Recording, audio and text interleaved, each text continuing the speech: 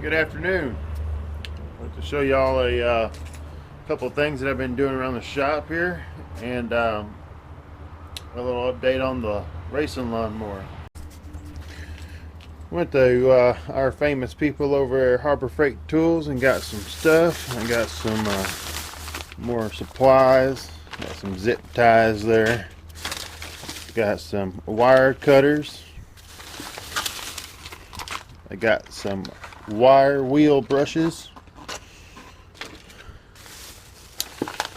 I had to go and get a wrench replaced because the other one just stopped working.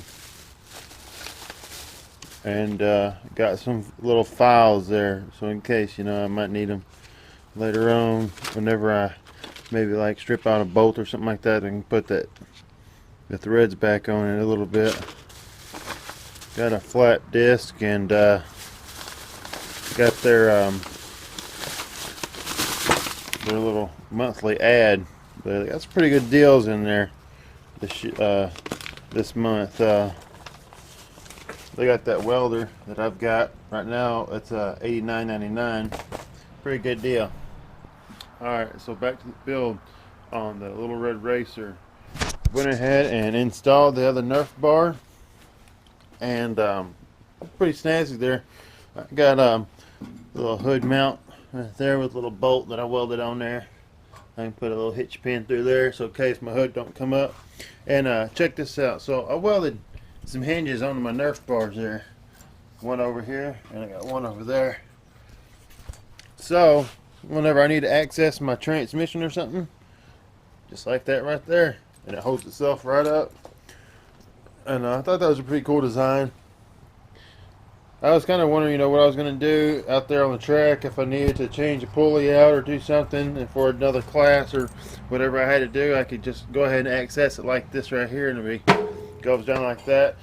I'm probably going to have to weld in a pin, kind of a same setup like I got right there, because if I do flip over or something like that, I don't want that coming up like that and just mangling it all to pieces, and there I'll be without a back fenders and stuff like that. Okay, so I got this spindle assembly kit for about 30 bucks,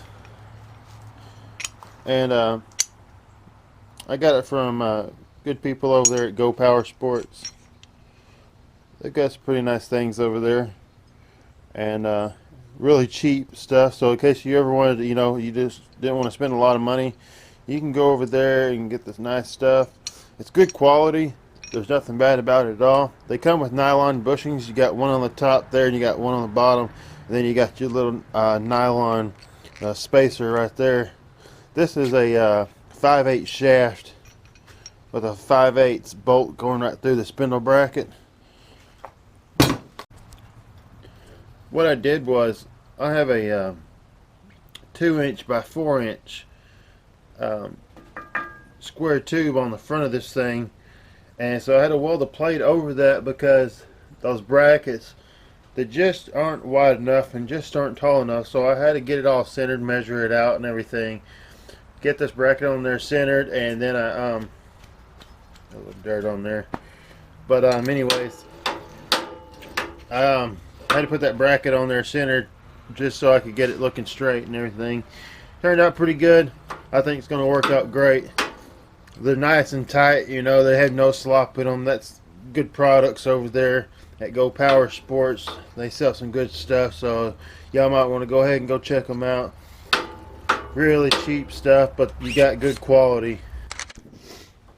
So on the top here and on the bottom, I'm just using an adjustable wrench, but the top's going to be a 15/16 or the bottom, either one. And same thing goes for your nut over here on the spindle itself. I'm going to take this off right here, and then I'll be able to weld that other side up tonight. Getting kind of chilly. I might have to fire up the old wood stove here in a minute. This weather down here is crazy. Down here in southwest Arkansas, one day it's hot and the next day it's cold, and you're wearing a jacket and everything, and Next day, you're out there in freaking shorts and a freaking tank top, so this is some stupid weather. I can't stoke this wood stove up here and get some heat going. Getting too chilly for me down here in the shop. I don't have it insulated or anything yet. Can't afford it. Pour a little bit of a gas and oil mixture on there. Nice, get it nice and soaked.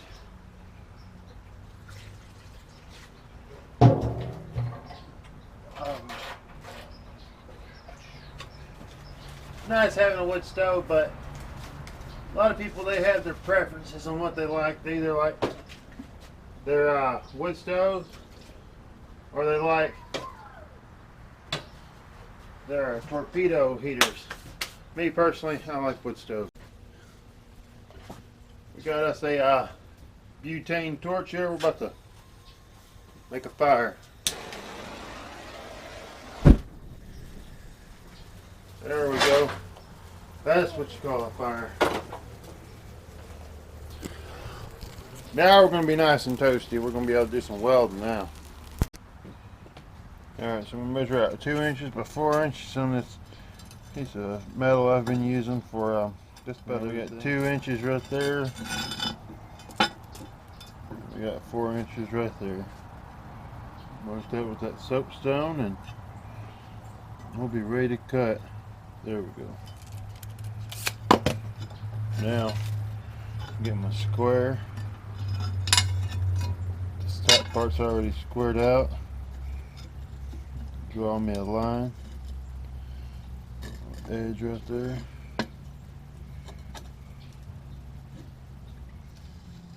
There we go, a lot better. Now, all matter just cutting it out. And remember guys, anytime you're welding or cutting, make sure you use some kind of eye protection, because this stuff right here, once it gets in your eye, it is really hard to get out, and you really don't want that. Alright, go ahead and fire up the grinder.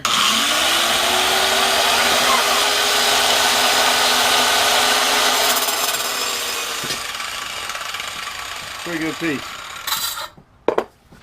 Now, just change out the wheels on the grinder, and I put my flat disc on there, and we'll get all the edges smoothed out and get all that old rust off of it, so that we got a good clean surface to weld to.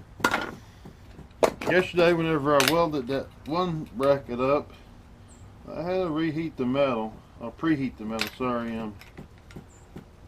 Anyways, I had to preheat the metal because that grinder just wasn't powerful enough to penetrate it like I thought it was going to be. So I'm probably going to have to do the same thing with this one and preheat the metal, because that's a 1/8 inch, no, 1/4 inch. It's a 1/4 inch steel plate going onto a 3/4 inch spindle bracket.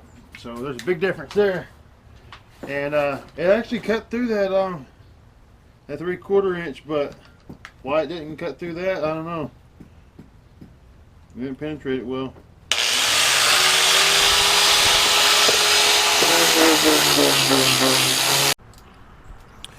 Perfect fit. Now it's time to weld it on there. Alright, so we're going to weld here, and using this good welder from Harbor Freight. It's a 90 amp flux core wire welder. I got my speed turned up to 2, got my heat turned up all the way to the max.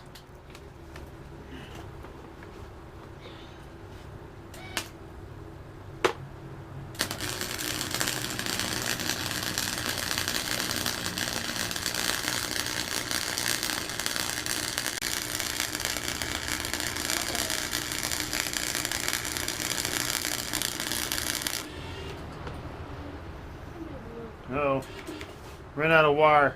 I'm gonna have to do some. I'm gonna have to put me a new spool in. So I was using Harbor Freight's wire, but now I'm gonna be using this new wire. Don't know anything about it. Harbor Freight's was a 1 pound spool of flux core wire. It was 0.31. Sorry, 0.30. And now I'm going to be using firepower.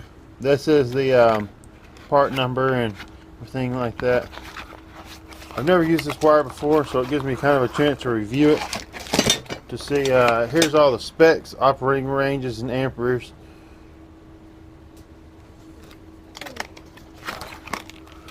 Now we're gonna comes with nice packaging, real tight. Now, I was just looking at this wire. It was manufactured 2 years ago, if you can see that. So I don't know how this is going to react in the welder. I don't know if it's going to splatter like crazy or what. So go ahead and put it in the wire welder. We're going to fire it up again. Got the new wire in. We're going to try it out and see if it's any good.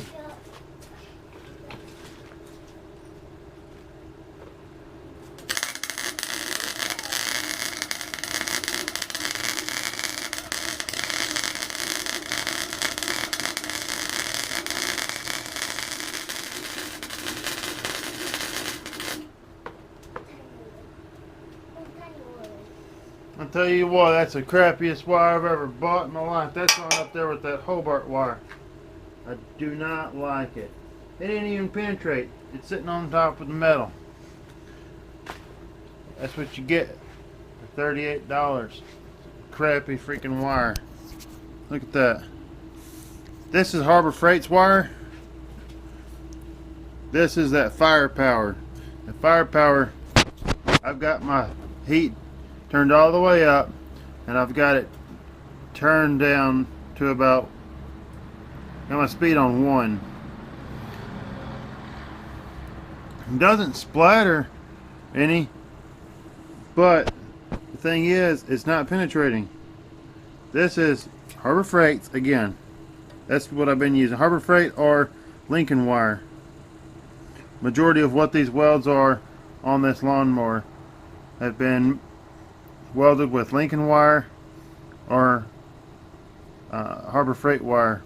But yeah, that right there, I'll have to go get some new wire. Alright, back from the parts store. Made it just in time. It was 10 to 6. They closed at 6. Had to go exchange that other wire. So crack open this case here, and we're gonna put it in the wire welder, and we're gonna do some welding again, hopefully.